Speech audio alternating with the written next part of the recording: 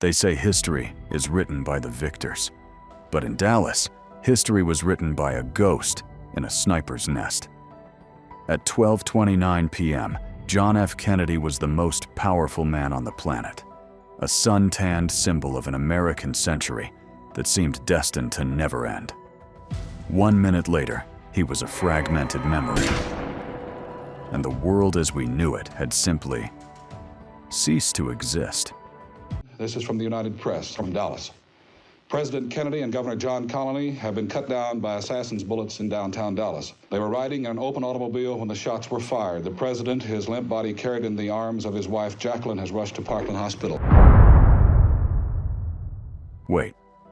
Look closer at the footage. Don't look at the president. Look at the shadows.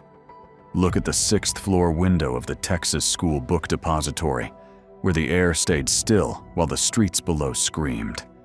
Within 45 minutes, a man named Lee Harvey Oswald would be pulled from a darkened movie theater, his hands smelling of gunpowder and his eyes filled with a terrifying, vacant calm. "I'm just a patsy," he whispered to the press, a line that has haunted historians for over 60 years. Was he a lone wolf, or was he the final gear in a clockwork conspiracy that reached into the highest corridors of power? Before he could answer, the mystery was sealed in blood. 2 days later, in the bowels of a police station, a man named Jack Ruby stepped out of a crowd of reporters and silenced the only witness who could have told us the truth. Oswald was rushed to Parkland Memorial Hospital. In a twist of fate that felt scripted by a dark hand, he died in the same building where his alleged victim had been pronounced dead 48 hours earlier. The accused slayer was gone, taking his secrets to a grave that would forever be haunted by what-ifs. In the modern world, only the fantastic has any chance of being true. Today, we aren't just looking at a timeline of a tragedy. We are stepping into the fog of Dealey Plaza to find out how one man, or one plot, could turn the city of hate into the graveyard of Camelot. To understand the darkness of the afternoon, we have to look at the deceptive brilliance of the morning. President Kennedy and the First Lady, Jacqueline Kennedy, were in Texas on a campaign tour. It was supposed to be a victory lap. In Fort Worth, the president had been in high spirits. Addressing the Chamber of Commerce, he leaned into his natural wit.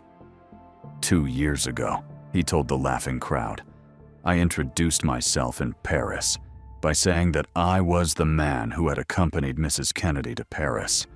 I'm getting somewhat that same sensation as I travel around Texas. He was charming. He was loved. He was alive.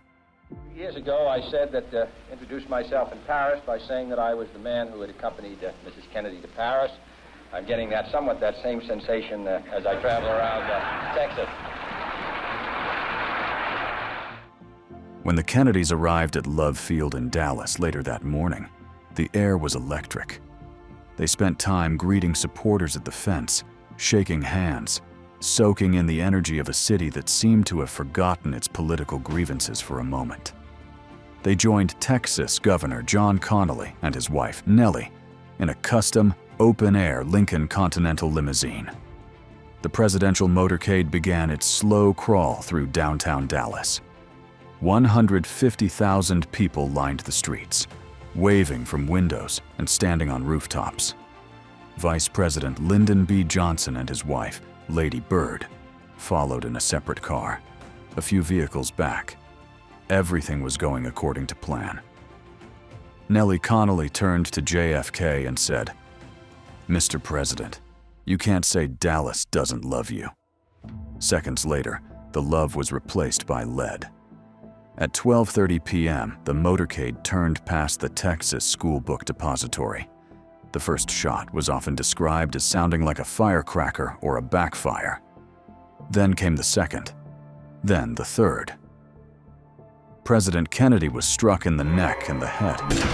The images of that moment, the First Lady reaching across the trunk of the car, the chaos of the crowds diving for cover, would be etched into the minds of those who lived it with the permanence of a scar. The world held its breath. The limousine screeched away, racing toward Parkland Memorial Hospital. Behind them, the plaza was a crime scene of the soul. Police officers rushed up the grassy knoll, searching for a ghost. In the hospital corridors, the scene was one of pure, unadulterated grief. Grown men, hardened Secret Service agents, stood by the emergency room doors with tears streaming down their faces. At 1 p.m. Central Standard Time, the official word went out. The President of the United States was dead. He was 46 years old. In the emergency room, the silence was absolute. The man who had faced down the Cuban Missile Crisis and challenged the moon was now a memory. From Dallas, Texas, the flash, apparently official, President Kennedy died at 1 p.m. Central Standard Time. One word described the picture: grief, and much of it. Power in a democracy cannot have a vacuum. While the First Lady sat in the back of Air Force One, her pink suit stained with the blood of her husband, the machinery of the state was already churning. Before the plane could even depart for Washington, D.C., Lyndon B. Johnson had to take the oath. Standing in the cramped quarters of the cabin, with Jackie by his side as a silent, haunting witness, LBJ became the 36th president. When the wheels finally touched down at Andrews Air Force Base, the new president stepped to the microphones. His voice was heavy, burdened by the sudden weight of the world. This is a sad time for all people. We have suffered a loss that cannot be weighed. For me, it is a deep personal tragedy. I know that the world shares the sorrow that Mrs. Kennedy and her family bear. I will do my best. That is all I can do. I ask for your help and God. But as the First Lady returned to the White House with the casket, the world wasn't just mourning. It was questioning. How could this happen? How could a lone man in a window take down the leader of the free world? For 24 hours, the president's body lay in repose at the White House. Then, he was moved to the U.S. Capitol. The funeral was a tableau that calls for no words. 1 million people lined the streets of Washington, D.C., in a silence so thick it felt like it could be touched. The greats of the earth followed the coffin: kings, presidents, and prime ministers. Cardinal Cushing, the man who had performed the Kennedys' wedding and baptized their children, now celebrated the pontifical requiem. At the gravesite in Arlington National Cemetery, General de Gaulle noted with a soldier's respect, "He died like a soldier." As the honor guard folded the flag, Jacqueline Kennedy stepped forward and lit an eternal flame. It was intended to be a symbol of his memory, but in the years that followed, it also became a symbol of the unanswered questions that would never stop burning. President Johnson eventually appointed the Warren Commission, led by Chief Justice Earl Warren, to find the truth. Their conclusion was neat, clinical, and final. Lee Harvey Oswald acted alone. There was no conspiracy, no second shooter, no grand plot. But the fantastic refused to stay buried.